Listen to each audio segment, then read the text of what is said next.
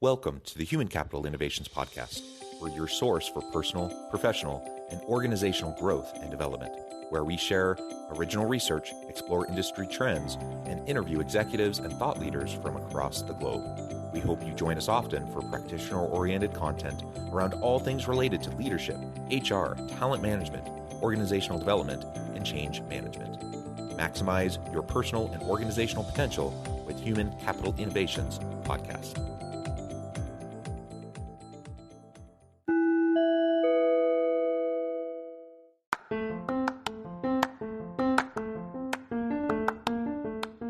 Do you enjoy the Human Capital Innovations Podcast? Enjoy ad-free listening by going to the Patreon page, and please consider contributing even at the producer or sponsorship level. And please leave a review. Thank you for your support.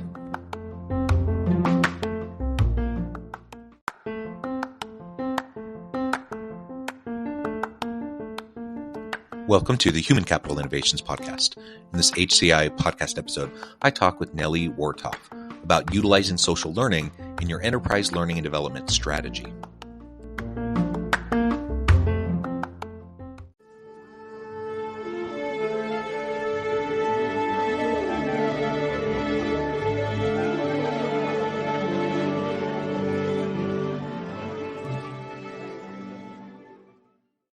Nellie Wartoft, welcome to the Human Capital Innovations Podcast.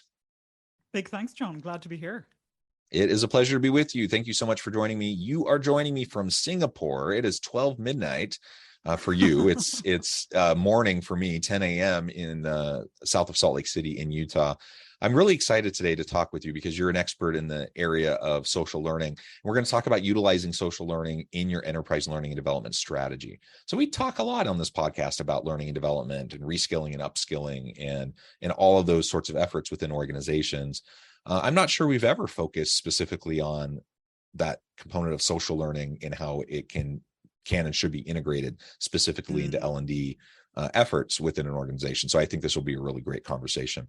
As we get started, I wanted to share Nellie's bio with everybody. Nellie Wartoft started as a young entrepreneur in her early teen years in Sweden. After winning several trophies in skeet shooting, Nellie turned her attention to educating the elderly on the internet and digital literacy to improve their quality of life.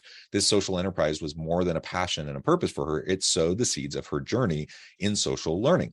At the age of 18, Nellie booked a single ticket to Singapore to build her career in business in what she refers to as the most buzzing and happening part of the world. And I've heard the same thing about Singapore. That's wonderful. In her first foray into the corporate world, Nellie rose through the ranks and was the youngest executive in the company to be appointed practice lead and become a top biller at the age of 23. She's placed over 150 executives into sales and marketing roles in Fortune 500 companies within the financial, legal, and consulting, technology, and media sectors. It was during her time as a recruiter that she spotted a stark skills gap that she was determined to fix. She saw that there was a need to refresh the way business professionals leveled up their actionable insights from industry experts. This led to the launch of Tigerhall in March of 2019, a mobile SaaS platform for social learning, revolutionizing how professionals learn from one another. And I could really go on and on, but I'm going to pause there and give you a chance now, Nellie. Probably short in that bio. No, it's great. And I'll pause there though and give you a chance now to highlight anything or reiterate anything that you feel is of particular importance for me and my listeners, just by way of context as we get started. Yeah, I think you captured it very well, and all the details were there as well. I would just emphasize probably like my experience and why it came to social learning, why I'm so deeply passionate about this topic is, first of all, my own experiences in education and how I just hated university. And I know that you're a professor as well, so that's going to be an interesting conversation, but I thought it was it's okay. Experience. Not everyone needs to love university. That's fine. Exactly. And I thought all of this money and time that is being wasted, it's just not a good fit for what you're going to do later in life. And then after that, I went out to work in recruitment. And I thought initially, like, I'm probably the only one that had a crap university education and didn't really learn any real skills. And then when I worked with all of these candidates, I noticed that, hang on, it's actually just not me. All of these 4.0 GPA students, they are still studying the 4 P's of marketing and Porter's 5 forces and Hofstede's model and all of these things that they come out and work, and employers are like, I can't use you for that. I'm not going to hire you. So that gap was very much what led me to start getting really deep into this topic that we're going to chat about today as well. So that's where it originally came from too. Yeah, that's fantastic. And just in defense of higher ed, again, this is not a competition, and not everyone needs to love their university experience or even go to university. I'm a big believer in that. And there's a whole variety of paths towards learning in skill development and certificates and micro badging. And like, there's all sorts of things beyond just the traditional university experience that are certainly relevant. You're right, though. All universities aren't created alike in terms of how the curriculum is structured and how they try to help prepare their students for the real world. And one of the things I really pride myself on at my university, and that we give a ton of attention, it's like the primary attention that we give to the development of our curriculum, is to be deeply embedded within industry, to constantly be getting industry feedback on what our curriculum is and what we're teaching to our students, and that all of our students are getting lots of opportunity for skill development, where they're doing applied learning projects, experiential learning, working on consulting projects with real companies as they're going through our courses, all that kind of stuff. So by the time they leave, the whole idea is that our students are shovel ready, like they're ready to hit the ground running, not just with theoretical knowledge, but with practical, applied, actionable knowledge and skills and capabilities to help organizations succeed from the get-go. And we're not the only university like that. There are lots that try to prepare students in similar ways, but that's something I'm very proud about at our university. And to your point about your less than wonderful experience, I think there's lots of universities that are being a little bit too slow to catch up to kind of this new world that we're in terms of learning and development needs. Yeah. And my counter to that would be, what about if you work those years instead, actually make a salary, you don't end up in debt for life? Would that be a better way of learning those practical skills? So, but that's right. And that gets into the discussion around affordability and the rising costs of higher ed. Man, there's a lot of stuff we can unpack there. All great points. Well, good. Let's unpack this then and talk more about really what is social learning? How do you describe that? And then we can get into your learning platform. How LMS has been trying to do that in recent years, and what your platform looks like. Yeah, I get a lot of questions around what is social learning and like how is it defined. And some people view it more as like peer-to-peer learning, which is correct, and some people view it more as social media, which is also correct. And it tends to like pull a lot of those different aspects in together, right? But I think an important thing to think about is just like the why behind social learning and why is it so effective. And if you look at when people in the workplace are facing a challenge right now, the most common way for them to solve that challenge is to reach out to a colleague and to ask a peer within the company and someone that they trust, right? Their solution to solving problems is not to go on and watch long videos or go into an LMS or go into a formal course or sign up for a university or anything. Their solution is, hey, can anyone help me with this? I have a one-to-one coming up with my team. How do I solve it? So that's the foundation. That's how most people are solving their problems today. And if you look at that in a learning context, and you look at like adding some stats to back it up as well, right? Like when you look at social experiences, for example, when you learn together with other people, the retention and understanding is increased by about 90%. So, and that's compared to around 5% when you listen to a keynote speaker, 10% when you're reading a book, and 30% when you watch a live class demonstration, right? So 90% is a super, super high retention rate.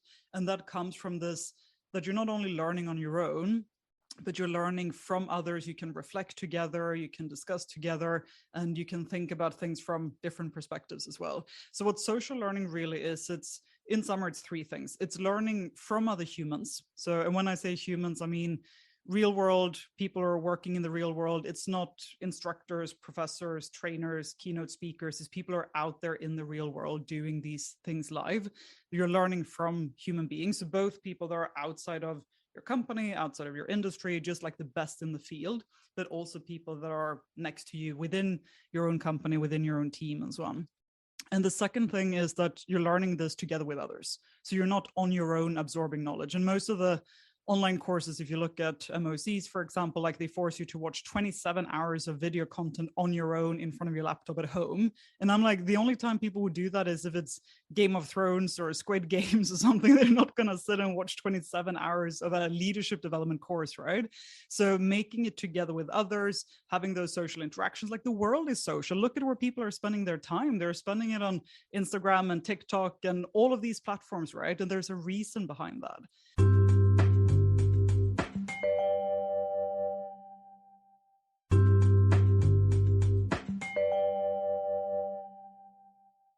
So that's a big part of it. And then the third is the technology behind it. And looking at like leveraging social technology, you have so many effective ways of leveraging how people are interacting, like tapping into existing user behaviors. Because looking at what people are doing when they're scrolling feeds, they're chatting, they're listening to podcasts, they're watching stories, like this is how people are spending their time every day. So why don't we tap into that instead of asking them to watch this 27-hour video course and forcing them into user behaviors that they don't have? Why do we have to create new ones? We can just tap into the behaviors that they already have. So that's the third part of social learning, is tapping into those user behaviors that are already existing on social media platforms and so on. So that's in a nutshell what it's all about. Yeah, absolutely. And I agree with you. I'm a huge believer in the value of social learning. There's lots of different ways to go about implementing it.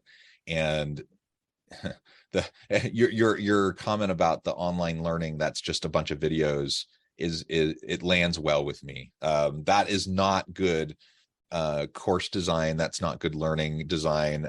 That's not going to be helpful to almost anyone. And unfortunately, traditionally, that's what online learning has looked like. Exactly. The good news is there's lots of technologies that can be utilized if we can get creative and push ourselves out of our comfort zone a little bit. And I'm talking from the university side, but also the corporate side, because corporations are just as guilty of this in terms of their training and development programs and what they put out. Exactly. And so let's be more creative, though. Utilize the technologies that exist. In some cases, maybe we'll come up with something new, create our own new technology that's going to enhance things further. But there's so many great interactive ways to leverage, even if people aren't together in person, to do social learning. And then when you're together in person, there's tons of ways to go about doing it. And we just need to make sure that we're keeping that at the forefront. When I think about adult learning theory, for example, just reading stuff, just sitting there in a lecture and listening to stuff, or just watching video, that is the worst. It is not going to work and resonate for almost anybody. A very small proportion of the population will get anything out of that. And so what you were sharing about, those statistics around retention, you're absolutely right. We retain almost nothing when we're just passively sitting there, hopefully absorbing, information. So we need to be doing, we need to be applying, we need to be having conversations, we need to be self-reflecting, we need to be going through all that kind of stuff in a continual way. And if we're not, then it's just going to be a lackluster experience for everyone involved. And it's training is expensive. And you talk about like creating a 27-hour video course. If you have high quality video, that's expensive. Yeah. Why invest so much money into a crap course that's not going to do anything? Exactly. And I think where the biggest mistake where I see most organizations have gone wrong is that they've somehow equaled quantity of content to quality of learning. And I'm like, that is just a complete mismatch. Like, you can't say that we have 50,000 videos, so we have a great learning experience. That's like, it's almost the opposite. The more quantity you have, the worse it is, right?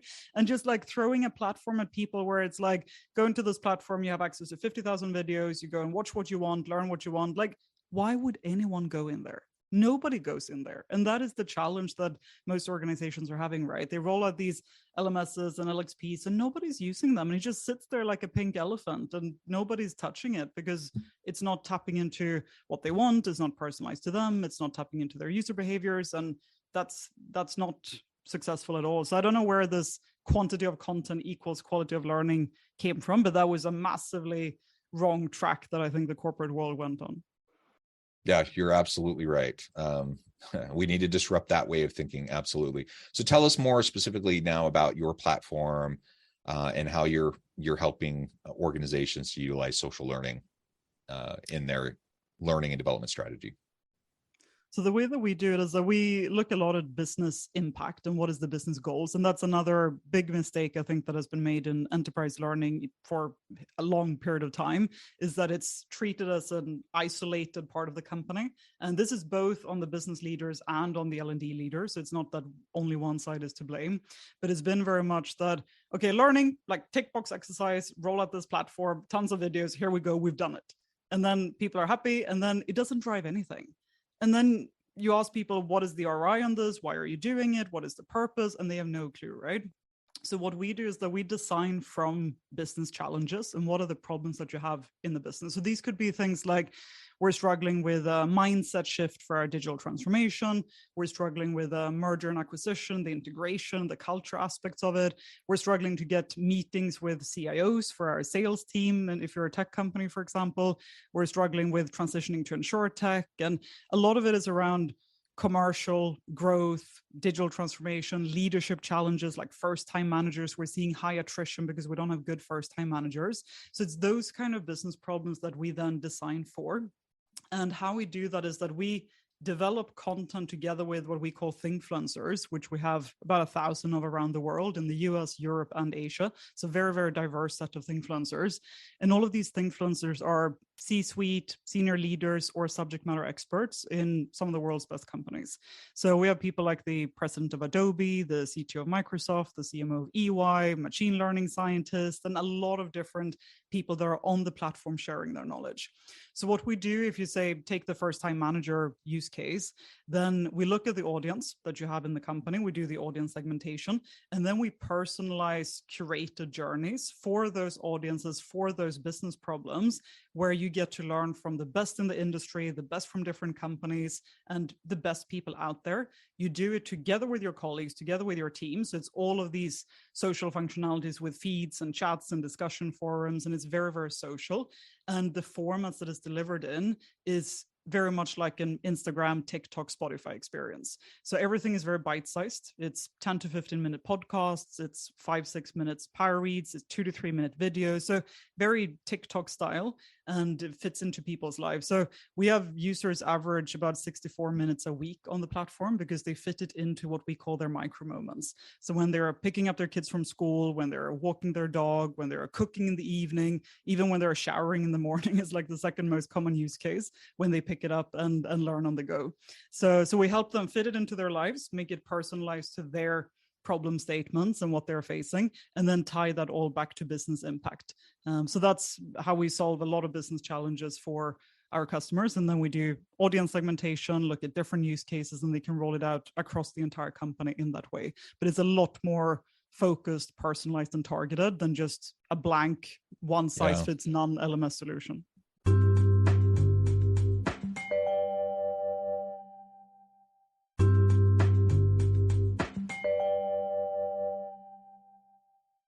Yeah, I love it. And I think you've made reference several times to different social media platforms, such as like the TikTok experience. And that is so addictive. Like you get into TikTok and there's, I was watching a show the other day, like a Hulu show. So an ad came up midway because we don't pay for like the nice Hulu subscription. We do the ad-based one. And an ad came up for, I think the hashtag was, I learned it on TikTok. So the whole point of the ad was, learn an upskill on TikTok with these short 30-second or 1-minute things. And then like you get these life hacks or you learn these different things and skills on TikTok. And I'm like, that's super interesting. But it's so addictive. They've really cracked the code. I'm sure there's more innovation to happen here, but the algorithm is very effective at helping draw people's attention in and hanging on to it. And so, if we can find ways to have those micro moments with our people to give them the chance to reskill and upskill as like on an ongoing basis. So it's not something where like a couple times a year you go to like a 2-day retreat and you get some training, or whether that's in person or you watch all these videos on the e-learning platform for the organization or whatever. Like those types of approaches were never super effective, but we're far past that in what the technology will allow us to do in a meaningful way. And so let's adapt and get going with some of these other approaches. I know the World Bank says that over 1 billion people will need to upskill and reskill by 2030, just the shifting nature of work, disruptive technologies, automation, like all those sorts of things. We just need people with different types of skill sets. What does all of this mean as 1 billion people that need to reskill and upskill by 2030? What does that mean for L&D going into the future? And what do you see as those most important skills and competencies, capabilities that are going to be necessary in the coming decades? Yeah, it's a crazy amount of people, right? Like 1 billion people needing to upskill and reskill is like impossible to fathom how big of an audience that is to cater learning for. And I think it's interesting because it's very much going in two directions, right? So if you look at the skills and the knowledge and talent that is in demand, it's very much going away from what people used to like study and what people used to do, and you see it going in two directions. So either you go down the super technical route, and that's where we see a lot of demand for data scientists. Like, can't be enough data scientists in the world. I don't know how scarce they are. 3D printing, AI, ML, all the metaverse coming up, like all those technical areas, that's one side of it. But then what you see on the other side that is becoming even more in demand are the soft skills, right? Or what I call power skills, because it's actually the most powerful skills you can have. And I just read an article in Harvard Business Review earlier today that was about the C-suite and the most critical skills in the C-suite. And they had looked at job descriptions in the past 20 years and seen that it was 30% up for skills like social skills, communication, empathy, all of those, and like 30% down for industry expertise, managing financial and material resources, and all of those traditional CEO skills. So you see it all the way up to the C-suite, and it's skills coming up like growth mindset, change management, a lot of communication skills, communication, collaboration, teamwork, things like agility, learning agility, all of these areas come up. Creativity is a big one too. And this is what we see also with the customers that we work with, for example, when they do leadership development programs, it's many of them that now start to incorporate a lot more social skills into those leadership development programs. And not only, it used to be more technical, right? Like, this is how you do a one-to-one, and this is how you do this and that. Whereas now it's more like just developing social skills, relationship building, and all of those areas. And it used to be more that you did relationship building as a means to an end, but the end was still achieving the business outcomes. Whereas now the relationship building part of it and the communication, that's almost number one, and then business outcomes are secondary. So I think that's been a very interesting change. And it is this very clear divide. Like, it's super technical skills and super soft skills. And there's almost nothing in between that will be left, because all of that will be pretty much automated. Yeah. And automation is not new. It's been happening in the entire history of the world. We always come up with new creative ways to make things easier. People talk about how we're in the fourth wave of the industrial revolution right now with the disruptive technologies and the advanced robotics, AI, deep machine learning, and such.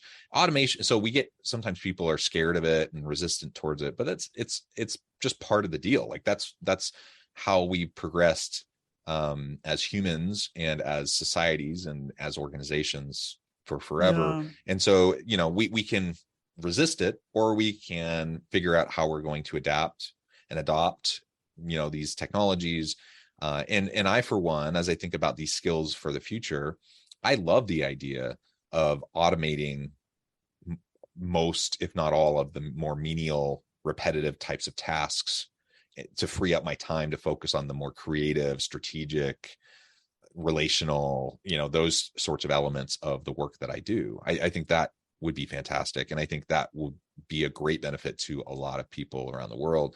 And so like you said, the dichotomy between the technical skills and the power skills, both are super important, and we just need to help people develop those. And I see all the time as I work with leaders and organizations, most don't have the level of capability and competencies around those power skills that are necessary for them to lead the organizations of the future. And so if we're going to have a dynamic organization, a learning organization, an innovative organization that consistently, that sustainably and consistently provides value to the market in the future, we're going to have to get people with these capabilities, or we're going to be left behind. So let's look for more creative ways to reskill and upskill our people, utilizing these types of the social learning approaches and the technologies available to support it. I think all of that will serve us well. Well, Nellie, it has been a real pleasure. I know the time, I need to let you go so you can get to bed because it's late. But before we wrap up for today, I just wanted to give you a chance to share with listeners how they can connect with you and find out more about your work. And then we'll wrap up for today. Sounds good. So feel free to connect with me on nellie@tigerhall.com. I'm very open with my email address, and anyone can email me. And then, of course, on LinkedIn, I'm very active on LinkedIn and share many of my thoughts and so on there. So feel free to connect with me on LinkedIn or nellie@tigerhall.com. Wonderful. Thank you so much, Nellie. It's been a pleasure. I encourage listeners to reach out, get connected, find out more about what Nellie and her team can do for you. Check out her approaches to social learning. And as always, I hope everyone can stay healthy and safe, that you can find meaning and purpose at work each and every day. And I hope you'll have a great week.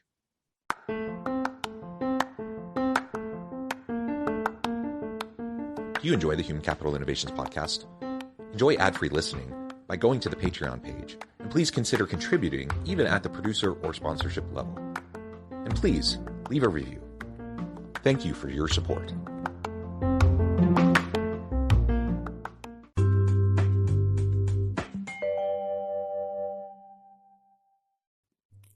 Thanks again for joining us for this episode of the Human Capital Innovations podcast.